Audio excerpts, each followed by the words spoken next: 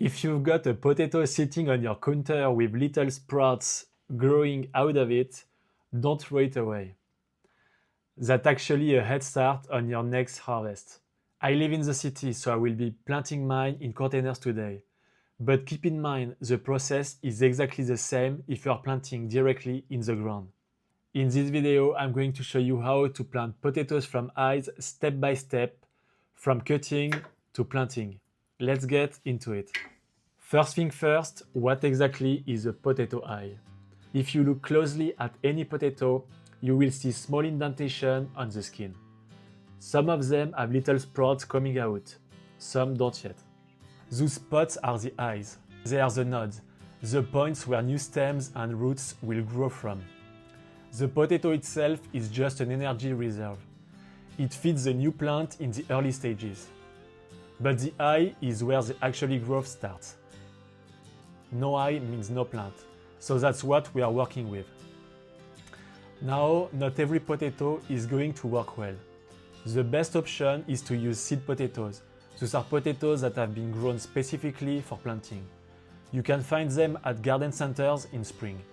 They are certified disease-free and they tend to sprout very easily. But you can also use potatoes from your kitchen. And that's exactly what I'm doing here. The key thing to know is this. Avoid supermarket potatoes if you can. A lot of them are treated with a sprout inhibitor, so they last longer on the shelf. Which means they won't sprout easily or just at all. Here is a quick visual cue. If the potato looks very smooth and almost artificially clean, it's probably been treated. But if you start to see tiny white dots appearing on the skin, there are early signs of sprouting, so that's a good sign. If you want to use store-bought, go for organic ones. Organic potatoes are usually not treated, so they sprout naturally. Give them a week or two in a bright spot at room temperature, and you will start to see the eyes waking up. What you want are firm potatoes with short, stubby sprouts, not long, pale, floppy ones. Short sprouts means the potato still has energy, but long ones means it's been sitting too long and the energy is already depleted. Now, how you prepare your potatoes depends on their size. If you are using small potatoes, like I am here, you can plant them whole, no cutting needed. As long as they have eyes sprouting, they are ready to go. And honestly, small whole potatoes are ideal. More energy stored, no cut surface, and no risk of rot. So if you can get your hands on small ones, use them as they are. But if you are working with larger potatoes, then cut them into chunks. And each chunk becomes a separate plant. One big potato can give you 3, 4, sometimes 5 plants that way. The rule when cutting is simple. Each piece needs at least 2 eyes. One can work, but 2 gives you a backup. Just in case one sprout doesn't make it, the other will. Now, and this is important for cut pieces, don't plant them right away. Leave them out in open air for 24 hours. Because during that time the cut surface dries out and forms a protective layer. Now let's talk about where you are going to plant them. You've got 3 options. In the ground, in regular pots, or in grow bags. In the ground it's great if you have the space and good soil. Potatoes love to spread, so they do really well with room to breathe. I'm based in Paris, so garden isn't an option. I grow everything on my balcony. Fabric grow bags are the game changer because of air pruning. Aim for at least 30 to 40 liters per 2 to 3 plants. Potatoes are not complicated when it comes to soil, but they do need it to be loose and well draining. A heavy, dense soil is going to choke the tubers as they form.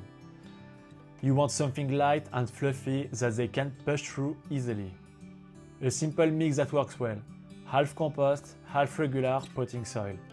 The compost gives nutrients and the potting soil keeps it light and airy. If you have perlite, you can add a small handful to improve drainage even more. And that's it, nothing fancy. Alright, let's plant. You can make a small hole of 10 to 15 centimeters. Place your potato pieces on top of that layer of soil with the eyes facing up. Always eyes facing up. The sprouts need to grow toward the light, so you are giving it a head start in the right direction. And space them out.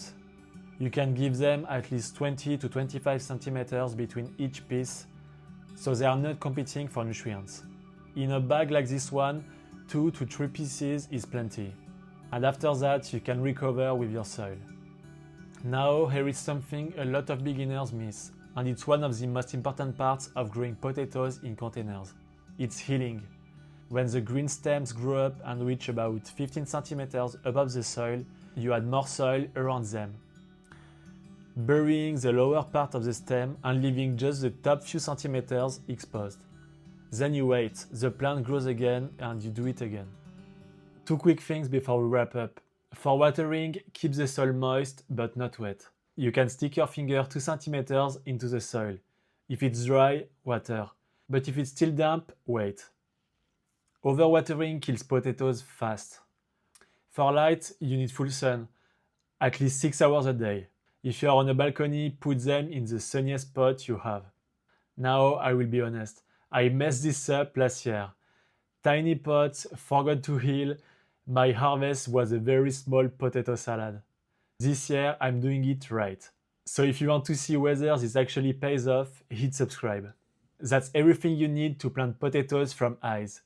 Good luck and I will see you in the next one.